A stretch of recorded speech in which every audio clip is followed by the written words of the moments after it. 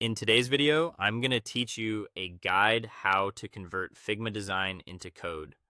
We'll walk through taking a design you already have in Figma and turning it into usable front-end code using the builder.io plugin.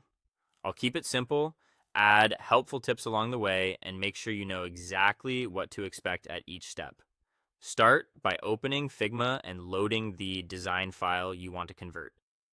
It helps to tidy things up before exporting. Make sure your frames are clearly named, your layers are organized, and you've applied consistent text styles and color tokens where possible. Little touches like these help the plugin generate cleaner code and reduce manual fixes later.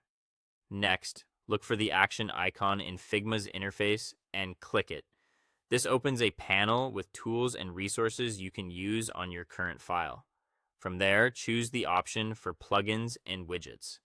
This is where you can find plugins that extend Figma's capabilities, including the one we'll use to export your design to code. In the search bar, type builder.io and wait for the results to appear.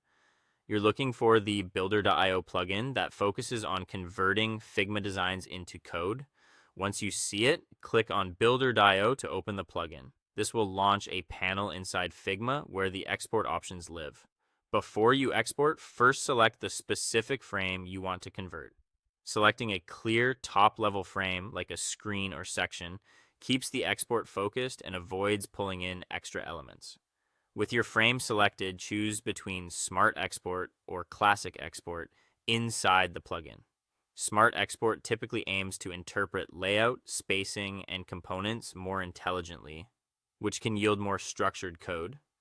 Classic Export is more literal and can be useful if you want a straightforward output that mirrors exactly what's on the canvas.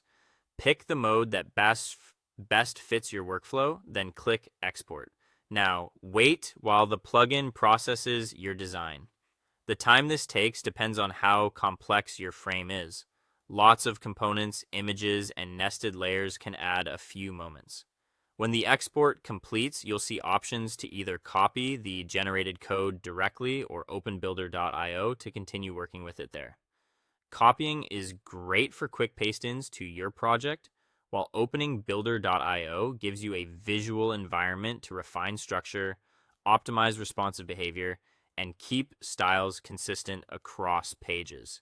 And that's the full flow from Figma to code without leaving your design context. That's all for today. Thank you for watching, and I'll see you guys in the next one.